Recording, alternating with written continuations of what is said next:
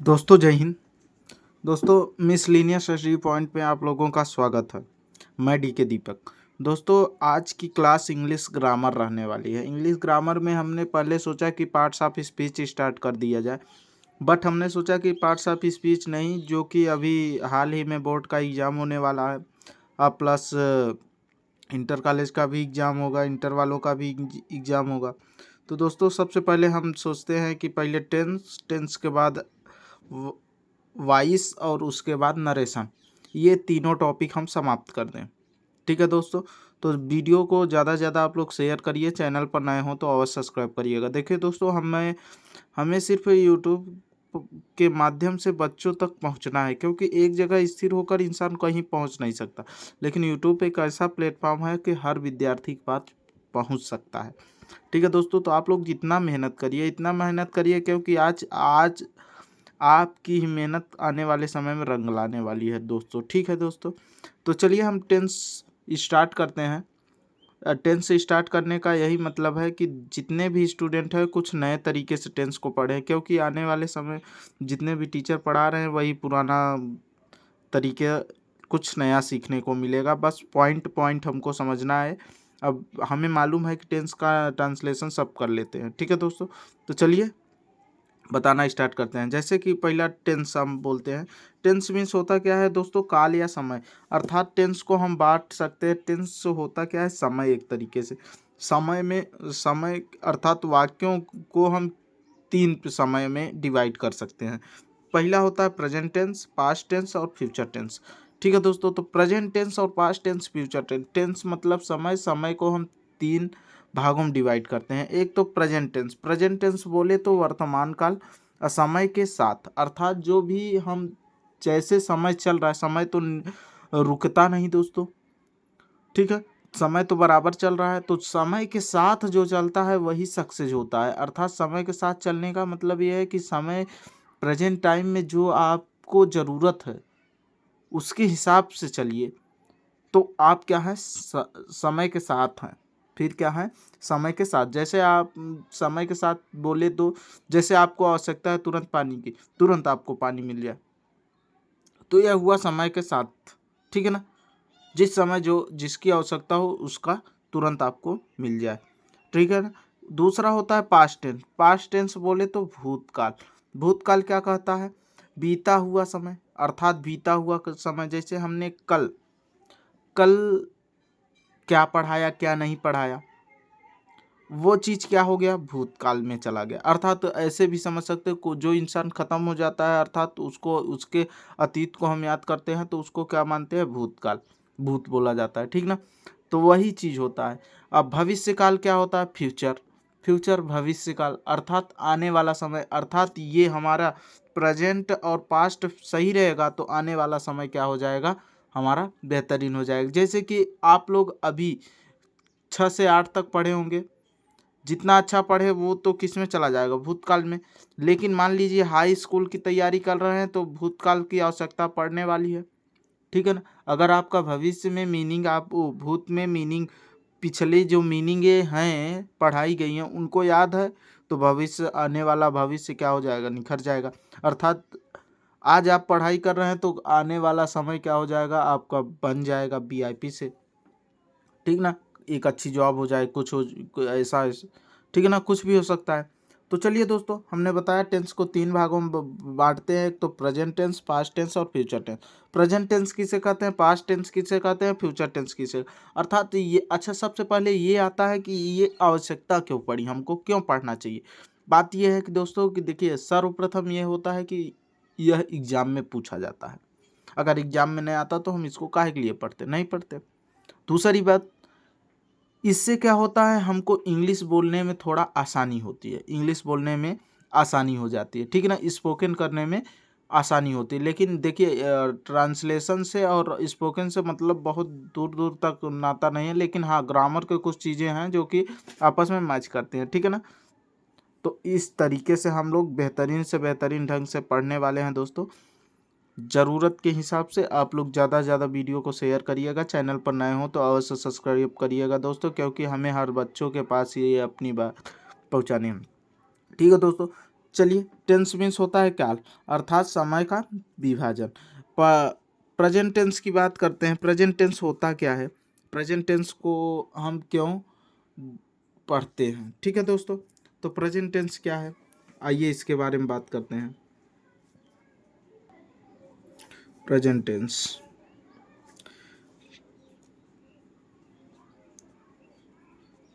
Present tense, present tense होता है वर्तमान काल। प्रेजेंट टेंस क्या होता है दोस्तों, वर्तमान काल। प्रेजेंट टेंस वर्तमान काल होता है। तो वर्तमान काल क्या है, अर्थात इसको हम पहचानेंगे किसे, कैसे, इसकी पहचान क्या होती है। तो पहचान, इंग्लिश में बोलेंगे आइडेंटिफाई, ठीक है ना। पहचान क्या होती है, क्या होता है कि जब हम प्रेजेंट टेंस को पहचानेंगे, अर्थात प्रेजेंट टेंस का पहचानने का यही नियम है कि लास्ट में ह शब्द आना चाहिए। किसी वाक्य के अंत में क्या आना चाहिए, ह शब्द आना चाहिए। ह शब्द बोले तो हमें परिभाषा नहीं याद करनी है दोस्तों, सिर्फ ह याद करना है। ह से ही हम याद कर सकते हैं। ह का मतलब अर्थात ककहरा लिख दो यहाँ, क, ठीक ना। ककहरा, ककहरा हा ही हु हे है हो हा, इतना होता है। लेकिन इसमें क्या होता है, प्रेजेंट इंडिया में 4 शब्द हैं, है, हूँ, हो, हैं, आदि शब्द लगा हो, उसे हम क्या कहते हैं, present tense. But present tense simple present tense है, तो इसमें क्रिया नहीं आएगी। क्या नहीं होती, क्रिया नहीं होती, नहीं होती, ठीक ना। क्रिया क्या होता है, करने वाला, कार्य को करने वाला, बट हेल्पिंग वर्ब होती है, ठीक है दोस्तों। तो देखिए, हम बताना क्या चाहते हैं उसको समझिएगा। अर्थात पहचान में अगर हम इसको बोलें तो क्या आप बोल सकते हैं पहचान में, जिन हिंदी वाक्यों के अंत में, ऐसे लिख सकते हैं, जिन हिंदी वाक्यों के अंत में है, हूँ, हो आदि शब्द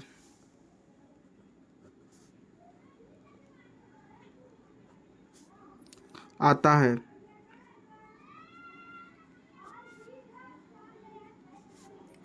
उसे प्रेजेंट टेंस कहते हैं,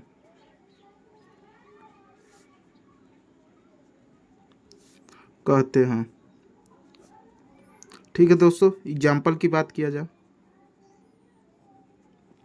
एग्जाम्पल क्या होता है, जैसे हम बोल दें, वह एक अच्छा लड़का है,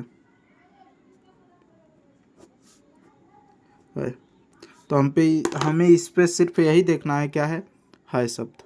है शब्द किसका पहचान करा रहा है, प्रेजेंट टेंस का। और दूसरा एग्जाम्पल लेते हैं, जैसे हम ले दूसरा एग्जाम्पल, वे बाजार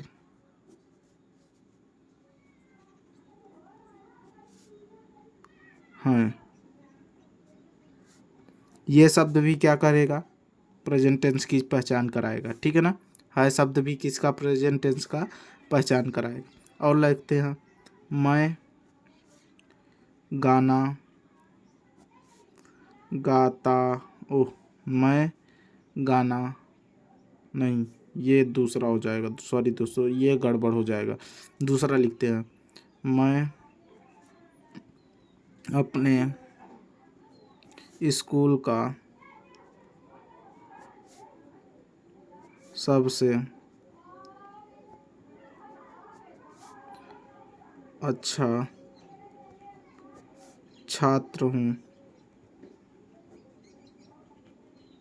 ठीक है दोस्तों। हूँ शब्द क्या हो जाएगा, हूँ शब्द क्या हो जाएगा दोस्तों, ये हूँ शब्द भी क्या हो जाएगा, प्रेजेंट टेंस का पहचान कराता है। अर्थात हमने बोला जिन हिंदी वाक्यों के अंत में, अब यहाँ कुछ नहीं बोला हमने, क्रिया उरा कुछ नहीं बोला, हिंदी के अंत में, वाक्यों के अंत में। देखिए, ये हिंदी के वाक्य हैं। एक वाक्य जैसे वह एक बाजार जाता है, हाँ, अंत में है, हूँ, हो, तो है, हूँ, है ना। आदि शब्द लगा, जैसे हम खाना खा, नहीं, हम बाजार में हैं, हम बाजार में हैं। वे सड़क पर दौड़, वे सड़क पर हैं। ये सभी प्रकार के टेंस क्या कहलाएंगे? प्रेजेंट टेंस कहलाएंगे। अर्थात ह शब्द रहे तो यह किसकी पहचान कराता है दोस्तों? प्रेजेंट टेंस की। ह शब्द, ह शब्द, ह शब्द, तीनों किसका पहचान कराएगा? प्रेजेंट टेंस की पहचान कराएगा। ठीक है दोस्तों, ये हो गया प्रेजेंट टेंस की बात। अब आते हैं, देखिए इसमें क्या होता है कि वाक्य पढ़े जाते हैं, जैसे ये वाक्य, ये वाक्य, ये वाक्य। अब यहाँ देखिए वह हो गया, यहाँ वे हो गए, यहाँ मैं हो गया। इसी प्रकार से बहुत सारे वाक्य हैं। तो ये किस टाइप के सेंटेंस होते हैं? क्योंकि सेंटेंस भी हम लोग दो प्रकार के सेंटेंस, अर्थात सेंटेंस को हम 5 वर्गों में बांटते हैं। तो हमको पढ़ना क्या है? असर्टिव सेंटेंस पढ़ना है। असर्टिव सेंटेंस में 2 पार्ट होते हैं। असर्टिव सेंटेंस के 2 पार्ट कौन कौन से होते हैं दोस्तों? असर्टिव सेंटेंस के 2 पार्ट होते हैं, एक तो अफर्मेटिव, या दूसरा होता है निगेटिव।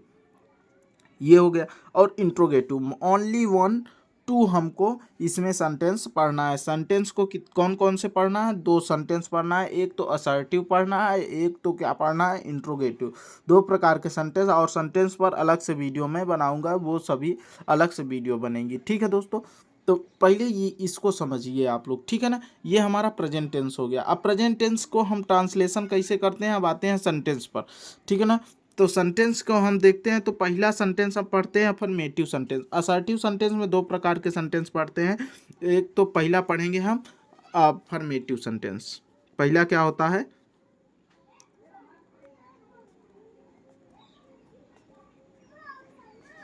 Affirmative sentence.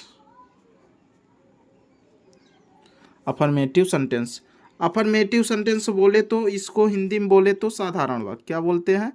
साधारण वाक्य, वाक्य, ठीक ना। साधारण वाक्य कैसे बोल दे? जैसे कि यह है, वह एक अच्छा लड़का है, वे बाजार में है, मैं अपने स्कूल का सबसे अच्छा छात्र हूँ। ये सभी क्या है? साधारण वाक्य है, ठीक है ना। साधारण वाक्य में अब देखिए, पहले तो ये हमारा सब्जेक्ट होता है, सब्जेक्ट होता है। तो देखिए इसका रूल होता है, ट्रांसलेशन करने का भी रूल होता है। रूल, रूल क्या होता है? अब देखिए पहले तो होता है सब्जेक्ट। सब्जेक्ट बोले तो कर्ता, कर्ता बोले तो करने वाला, ठीक है ना, सब्जेक्ट। फिर आएगा इज, एम, और क्या आएगा? आर, ठीक है ना। Is, am, are. और क्या आता है? अदर वर्ड लिख दो बस।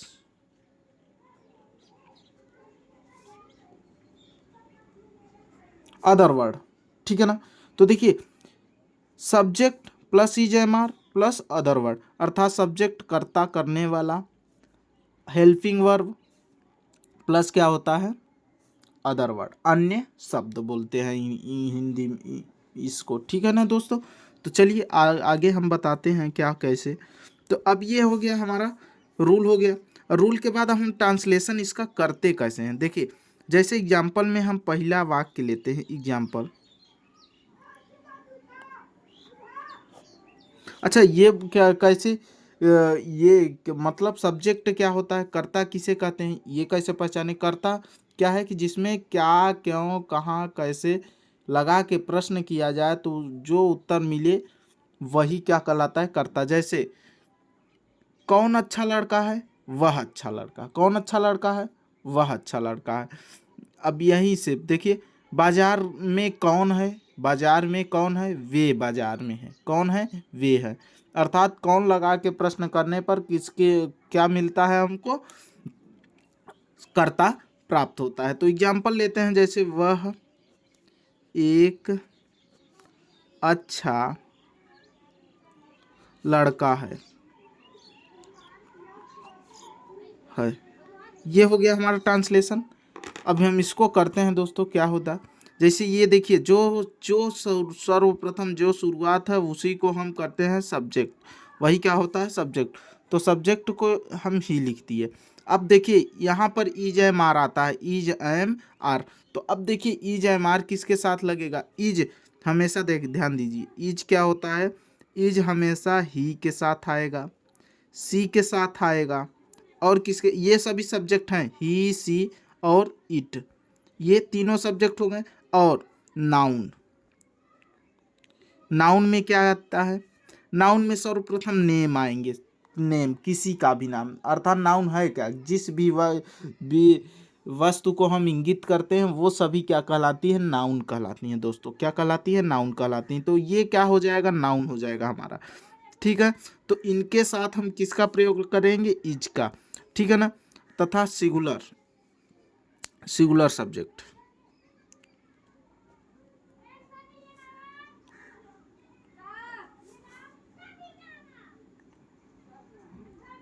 नंबर, सिंगुलर नंबर, एक वचन कर्ता के साथ क्या, किसका, इज का प्रयोग। अर्थात अब दूसरा क्या है, एम किसके साथ लगेगा, आई के साथ, आई सब्जेक्ट है, और आई के साथ हमेशा क्या लगता है, एम लगता है, या बहुवचन में भी गिना जाता है, एक वचन में भी गिना जाता है, ठीक ना, आई। अब देखिए आर, ARE, आर क्या होता है, वी यू दे तथा अन्य प्लूरल सब्जेक्ट, प्लूरल सब्जेक्ट,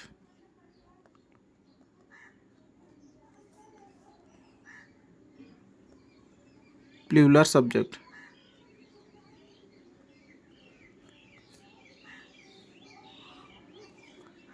ठीक है दोस्तों। अर्थात इनके साथ हम क्या करते हैं, आर किसके किसके, वी के साथ, यू के साथ, दे के साथ, और प्लूरल सब्जेक्ट, जैसे राम एंड श्याम हो गया, प्लूरल हो जाएगा।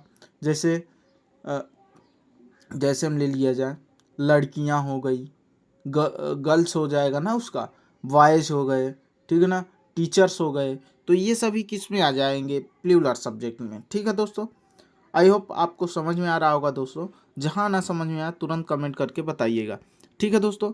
ये हो गया हमारा, ठीक। अब आगे बढ़ते हैं, तो इसका ट्रांसलेशन, जैसे अब ये हमारा वाक्य था, तो इसका ट्रांसलेशन हम कैसे करेंगे, तो देखिए सबसे पहले हम क्या करेंगे, ही। तो अब देखिए वह एक अच्छा लड़का है, लड़का है, लड़की की बात नहीं कर रहा, ये अगर लड़की होता तो सी का प्रयोग करते, लेकिन वह लड़का, पुलिंग अर्थात मैस्कुलिन जेंडर का प्रयोग कर रहा है, तो यहाँ पर क्या हो जाएगा, ही हो जाएगा, ही हो गया। उसके बाद तुरंत हमको क्या लगाना है, helping verb, helping verb is am are, तो क्या लगा दिए हमने, इज लगा दिया इसमें, ठीक है ना, इज आएगा क्योंकि इज माने है होता है। पहला ये हो गया, दूसरा ये हो गया, ठीक है ना। तीसरे पर एक अच्छा लड़का, पूरा वाक्य ही बन रहा है, देखिए अन्य शब्द में एक अच्छा लड़का एक साथ जुड़ा है, एक अच्छा लड़का, ठीक है ना। ए मीन्स एक, गुड मीन्स अच्छा, और बॉय मीन्स लड़का, बस यही ट्रांसलेशन हो गया दोस्तों। इसी तरीके से ट्रांसलेशन करते हैं, बस हमको यही नॉलेज होना चाहिए बस, ठीक है। और एक दो एग्जाम्पल और लेते हैं, ठीक है ना। जैसे हम लिखते हैं, रोहन, रोहन अपने स्कूल का सबसे गंदा लड़का है, ठीक दोस्तों।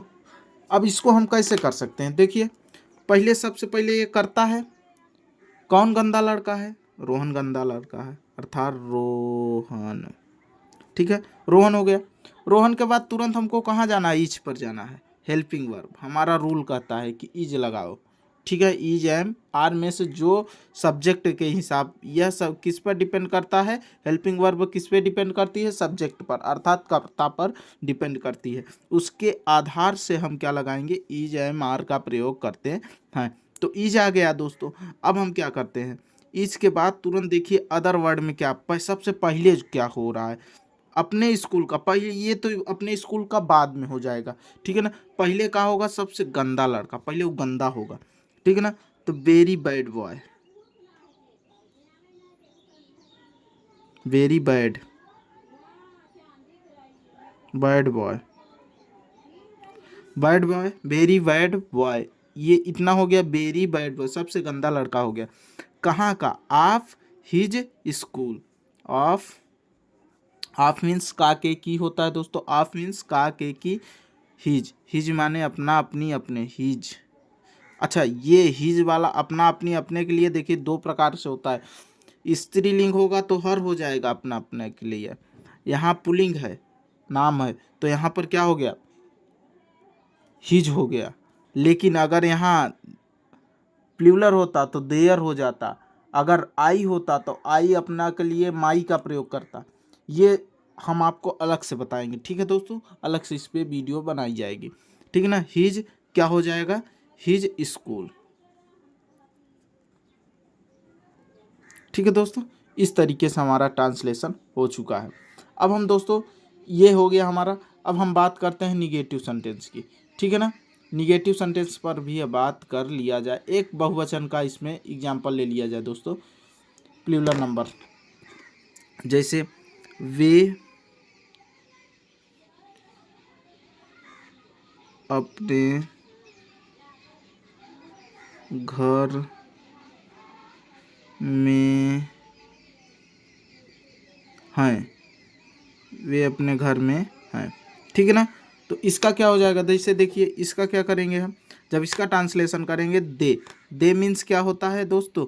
THEY, दे मीन्स वे होता है। इतना तो मीनिंग आपको याद होना चाहिए, क्योंकि अगर ट्रांसलेशन सीख रहे हैं तो मीनिंग बिना कोई काम नहीं होने वाला। तो दे मीन्स वे हो गया। वे अपना अपने घर में हैं, तो अब तुरंत हैं पर जाओ, तो दे के साथ क्या लगेगा? आर लगेगा। हमने पहले बताया था कि देखिए IVU दे के साथ क्या लगेगा? आर लगेगा, ठीक है ना। आर। अब देखो, इन मीन्स में, इन मीन्स में, और घर, अपने घर। तो अब देखिए, दे के साथ किसका प्रयोग? अपने, अपना, अपनी के लिए। यहाँ हिज हुआ था, लेकिन यहाँ पर क्या हो जाएगा? There, there home. अच्छा, कुछ लोग बोलेंगे हाउस भी, हाँ कर सकते हो, हाउस भी होम भी दोनों सही है, ठीक है दोस्तों। इस पे भी अलग अलग चीज़ है, लेकिन अलग से इसको बताएंगे हम, ठीक है। लेकिन ट्रांसलेशन करने के लिए कोई ऐसी वो नहीं है कि आप नहीं लिख सकते, लिख सकते हो, ठीक है दोस्तों। इतना क्लियर हो गया। तो आई होप दोस्तों, आज हमने अफर्मेटिव सिर्फ समाप्त किया है, अगले दिन हम बताएंगे निगेटिव, ठीक है दोस्तों। तो जय हिंद दोस्तों।